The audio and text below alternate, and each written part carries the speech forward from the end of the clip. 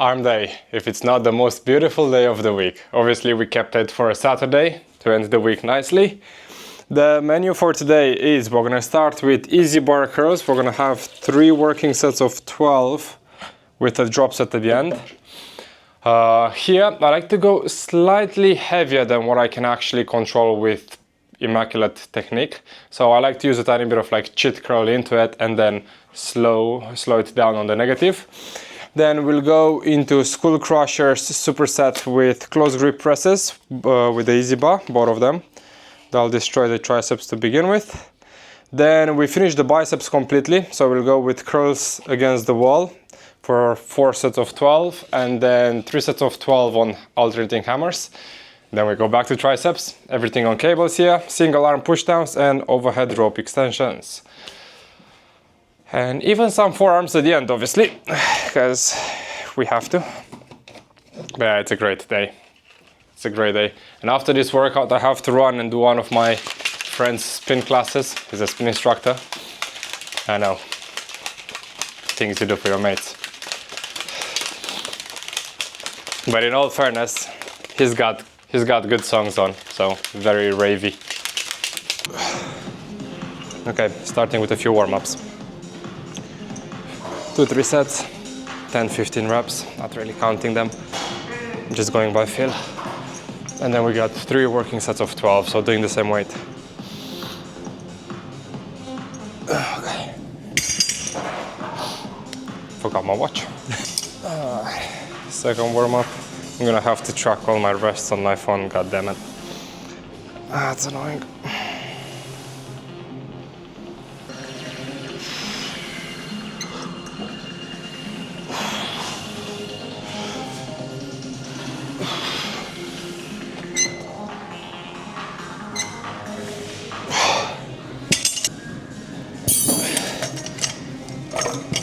For my working sets, I got 22.5 on each side. I always like to say the bar is around 10, just to make my math easy.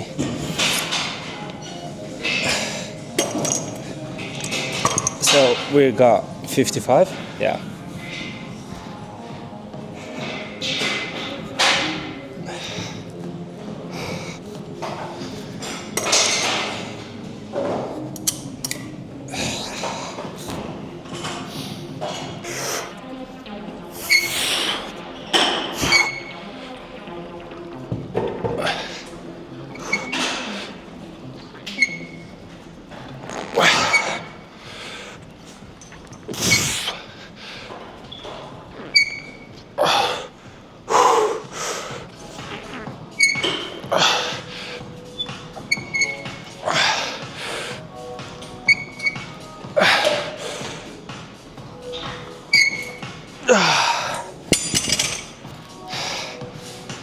Okay, 1 down, 2 to go.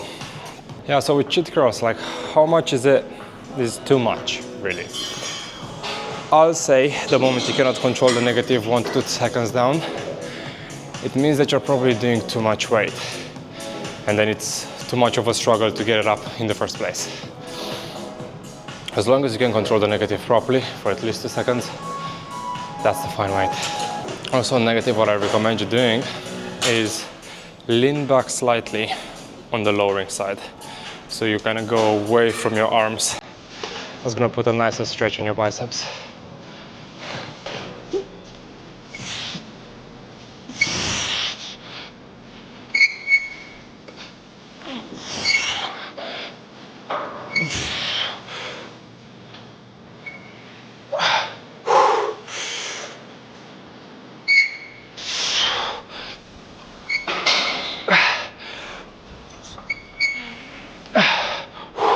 Three more.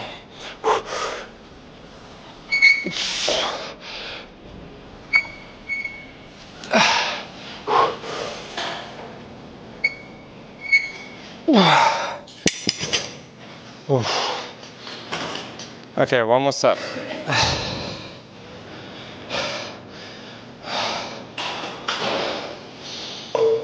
I'm gonna give myself 2 minutes now since the drop set.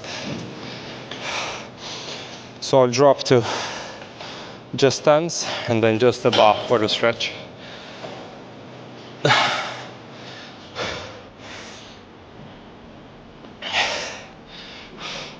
Yeah, negatives are cool. You're gonna get a lot more DOMs from them. But in theory, you can be 25 to up to 40% stronger than your own concentric. So if you can utilize techniques in your favor, they can really be good for pushing past plateaus in terms of strength. Even getting your first pull-up, they are very good for that. So you get the box next to the bar, and then you just lower yourself slowly back on the box. You start the pull-up from above, and so on.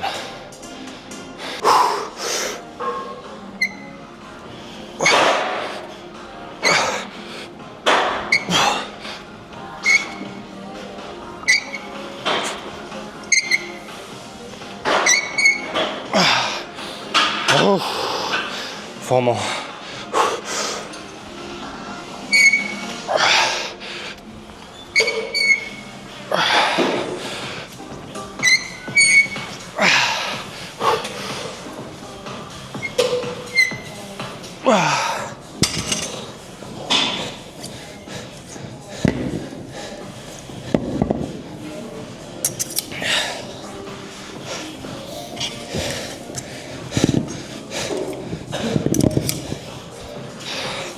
Okay, we'll aim for another 12.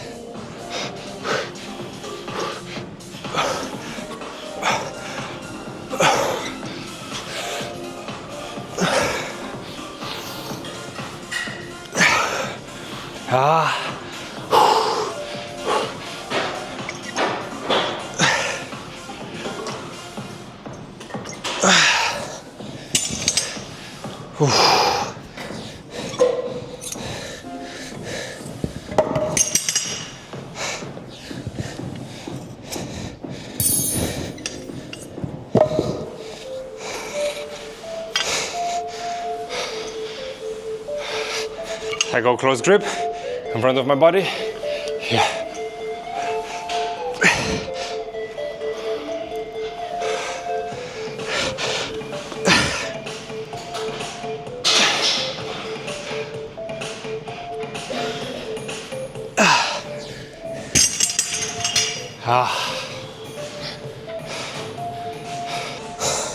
So for skull crushers, I like to set the bench at 15 degrees.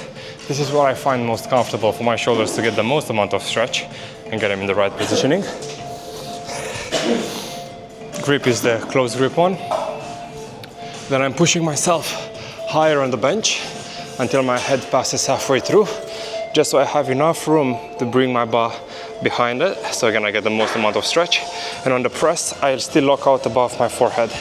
So again on the stretch, I let my arms go slightly back so I can get the bar behind my head, and I bring them forward on the press for the lockout.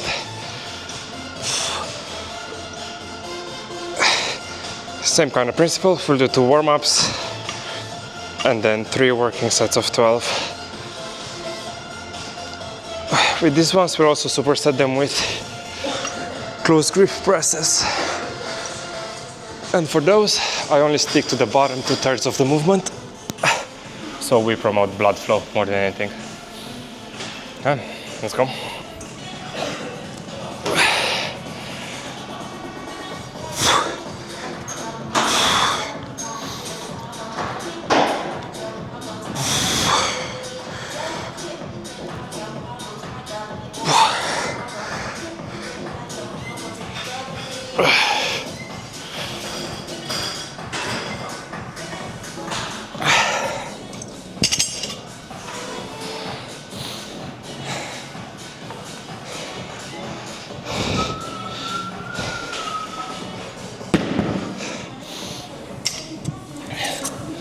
So on skull crushers, I don't go as heavy as I go on my easy bar curls. I feel like the moment I get 20 kg on each side, my elbows don't quite like it yet. But on 17.5, I get the most amazing time under tension and feel in my triceps. So I'm just gonna have to do a few consolidation sessions on this weight.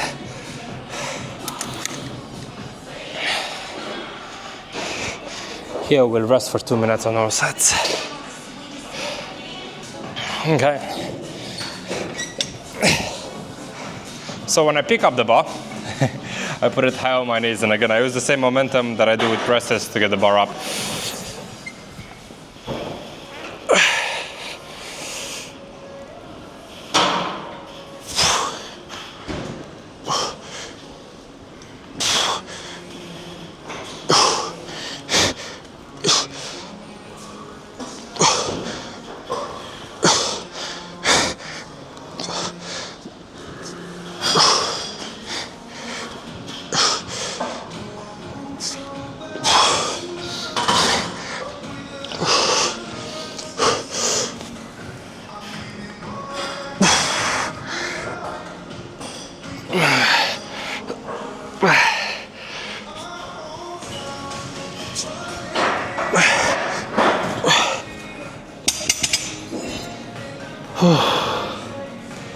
Okay, 2 more to go.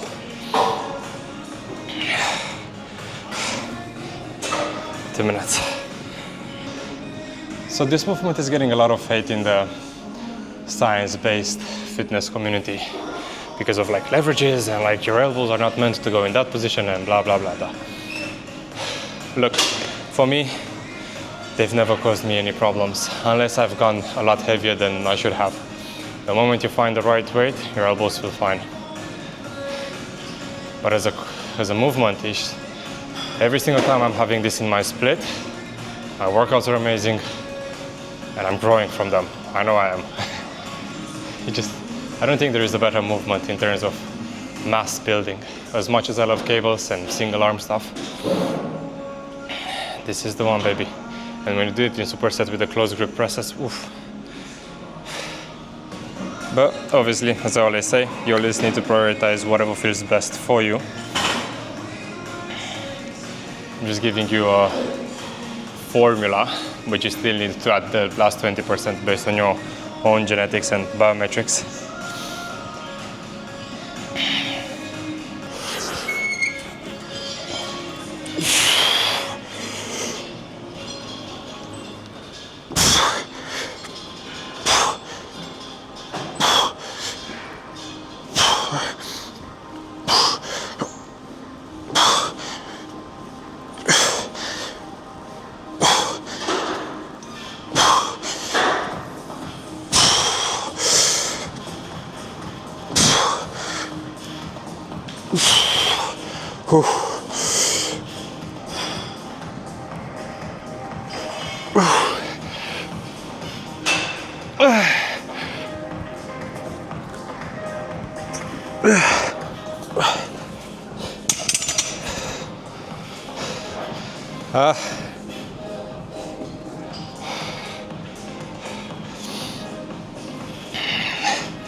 You keep on looking at my wrist for my watch.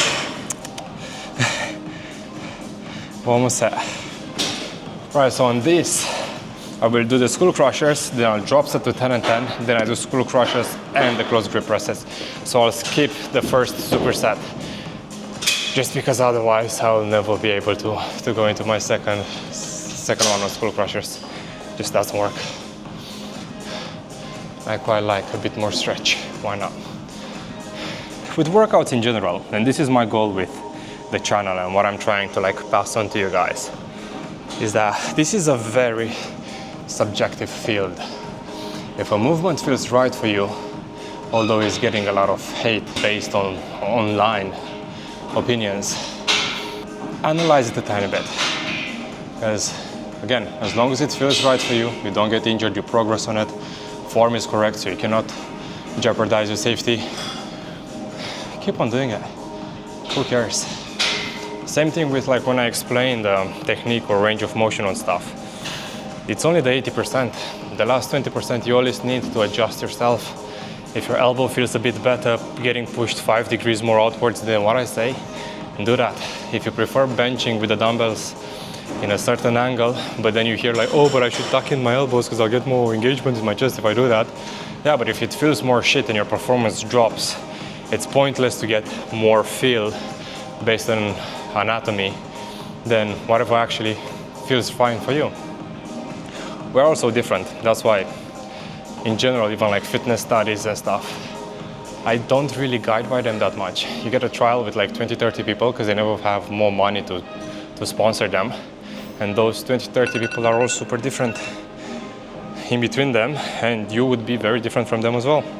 So all I'm trying to say is fitness is a trial and error. You see something, you try and do it, you adapt it to yourself, it works, it doesn't, you move to the next thing.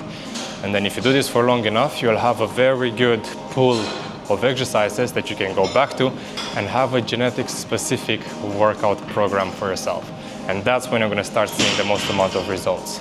Not by doing Arnold's workout or whatever, is when you start implementing everything that you've learned and you start doing all the stuff that feels right for you.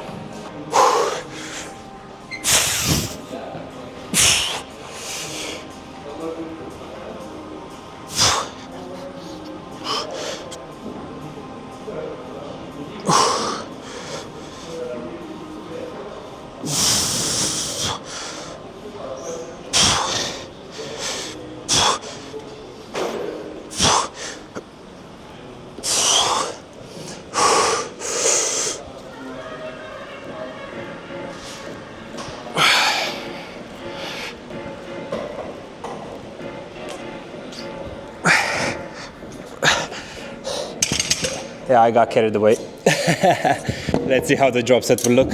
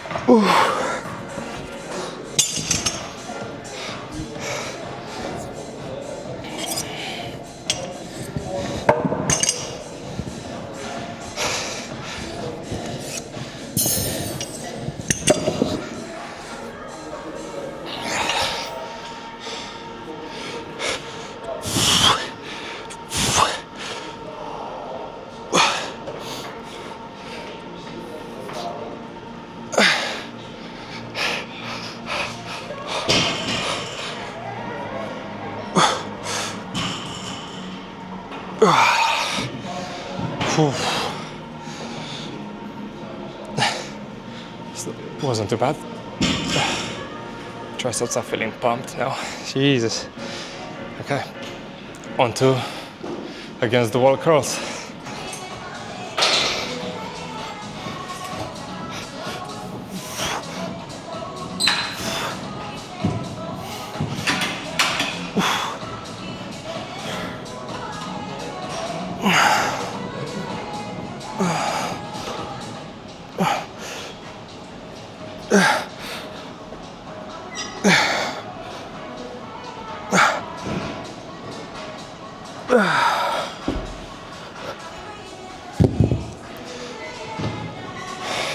Okay. Now you get why I was up for cheat curls on the first exercise. It's because those ones are so strict that they balance themselves out. This exercise is again a staple in my routine. I do it on both days, on my back and biceps on Tuesday and here as well. You can't beat it. So what will happen on the next few sets? If I start failing on the 12 reps, I'll move into alternating just to push beyond. And if I don't finish the 12 on those, then I step forward. I do them normal curls and I can cheat a tiny bit on those. Just again, to keep on pushing that barrier further. Get comfortable with the uncomfortable. That's how you grow, really. I can't tell you how many people have no idea how to train properly. And that's why they look the same 2 years down the line.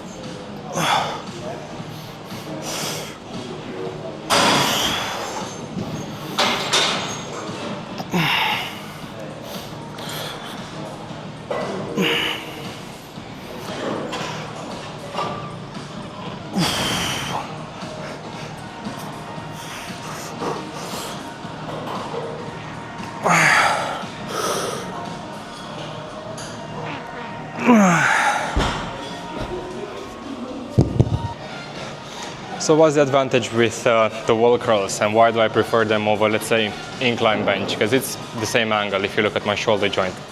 And that is the whole purpose of recreating the same angle of an incline bench so we can put the most amount of stretch on the biceps in its lengthened position. But rather than you having the back support, as you would if you sit on the bench, you have your triceps anchored in, meaning that there is no momentum for you to cheat the curl up. So they are just extremely strict. If you have ever used an arm blaster, it would be exactly the same thing, but having your arms behind your body instead. It's phenomenal. And then you don't need a bench. You just need a wall. You can do this at home. It's perfect exercise. And we got one more.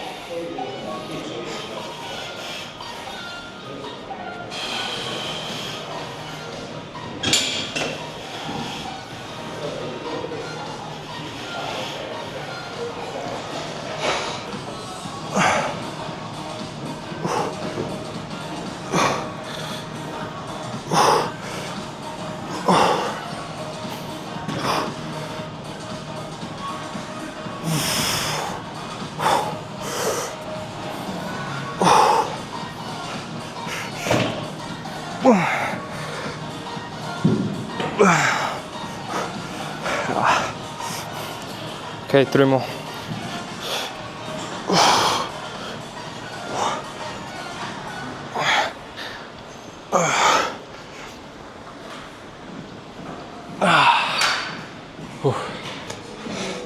Now I'm gonna finish the bicep section with heavy hammer curls now. 3 sets of 12. I mean, aiming for 12, probably won't get that. And last one, we'll do a tiny drop as well. Just to wrap up the last reps.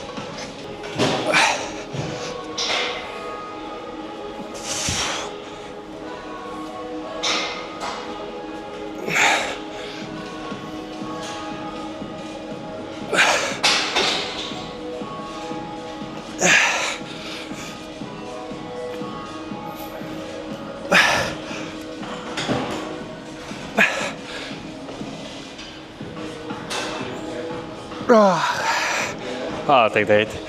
Ooh.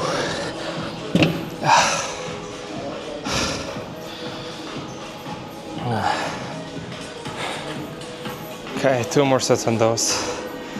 I'll be happy. 1 minute.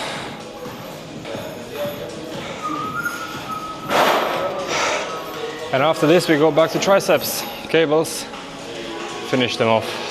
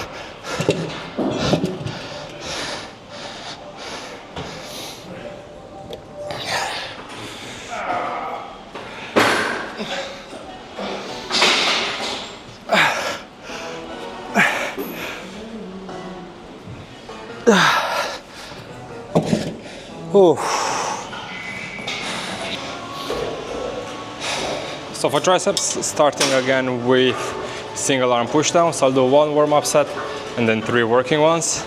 The reason why I prefer doing single arm is that 1, I can work unilaterally. So I make sure both arms are doing exactly the same amount of effort. And my range of motion is better. So I tend to stay a tiny bit leaned forward, so I get a bit more tension on the stretch when my arm is up here. And then when I press it down and back, so the arm path goes behind my hip line, because that's where you'll get the big contraction on the triceps. So it looks something like this.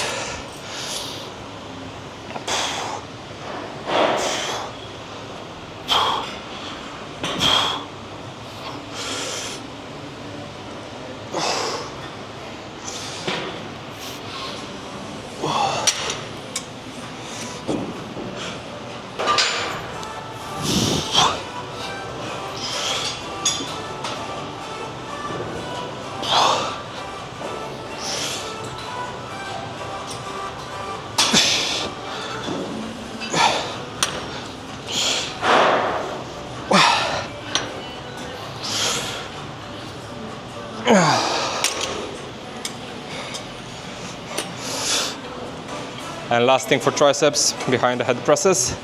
Again, I like to set this at just over hip height. You don't need to leave it any lower. Just make your life easier to pick the weight up.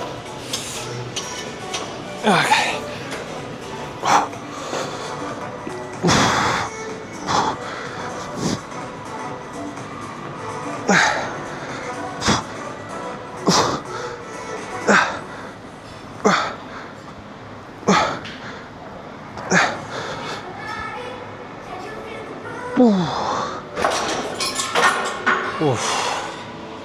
Okay, we'll be here for 3 sets of 12, and we'll do a cheeky drop set at the end as well. As you all know, I love a drop set, especially on a day like this on arms, where I recover so quick anyway. Like, I'll never be sore for longer than 12 hours probably. So why not try them? The pump feels too nice not to.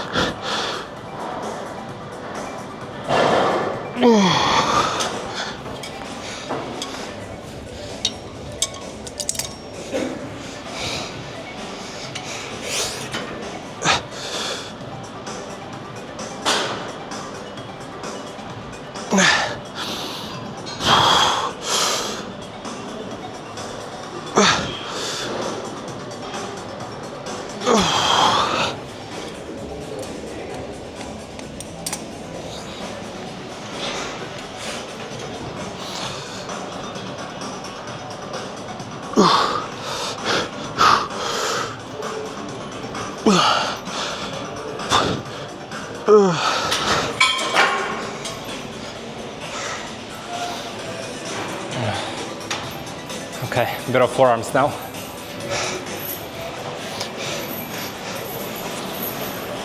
I will still stay on cables. I set this at around chin height. Get a handle. You don't need a lot of weight. This is what I typically do when I don't have enough time to set up on free weights and stuff. Maybe a bit lower. Actually, no. When I don't have enough to set up. When I don't have enough time to set up at free weights. So I step away, anchor my elbow in, and then wrist curl it from there.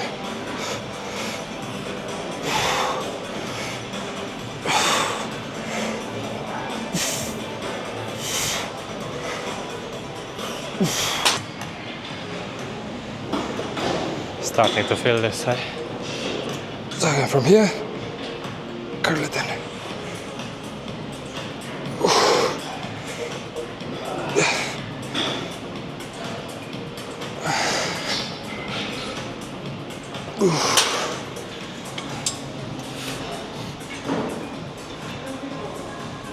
And that's arm day, the most beautiful way to end the week on a Saturday with a bicep and tricep pump. Hell yeah. So if you've watched my back and biceps workout, I've mentioned there when I was training my neck that the golden ratio proportions are your neck should be as thick as your arms and as thick as your calves all together, yeah, for like the right balance. There is absolutely no way my neck will ever get there, or my calves for that matter. But, you know, you gotta count your losses sometimes. Yeah, I'll see you on the next one next week, guys. Have a good one. And as you well know, not too bad for a natty.